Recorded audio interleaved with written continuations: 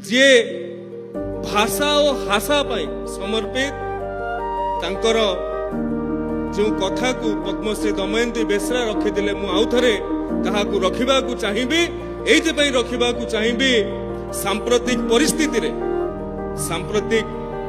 व्यवस्था रे गुरु गोमकेंकर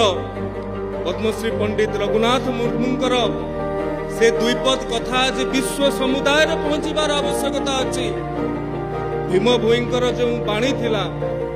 मो जीवन पछे नरके पड़ी थाउ जगत उद्धार हेउ ए कथा आज जाति संघ रे पहुंची सारलानी विश्व एको ग्रहण करूची किंतु पंडित कर कथा जो कथा से कहिसंती ऑल मेना तामा रल मेना तामा धर्म मेना तामा आम हम मेना जदि शिक्षा रहिबो जदि भाषा रहिबो धर्म रहिबो ताले आमे रहिबा आम अस्तित्व शिक्षा भाषा धर्म ऊपर निर्भर करूची एवं ऑल एम आदर लेरे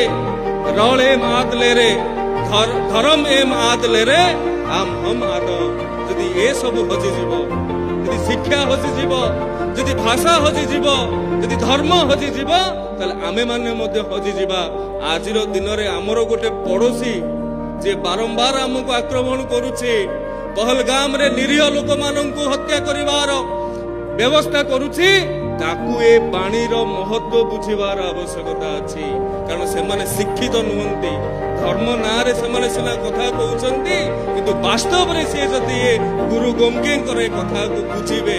ए कथा को आज राज्य सरकार संकल्प करिसंती प्रण करिसंती अंतर्जातीय स्तर रे नै पहुंचेबा को संकल्प करिसंती आज ए विशेष कार्यक्रम रे आपण मानकर उपस्थिति आपण मानकर जो योगदान रहिला ये हमको निश्चित भाव रे प्रभावित करिछि प्रेरित करिछि समस्त को अशेष धन्यवाद। भारत माता की जय। वंदे उत्कल जननी। गुरु गोमके हित ले।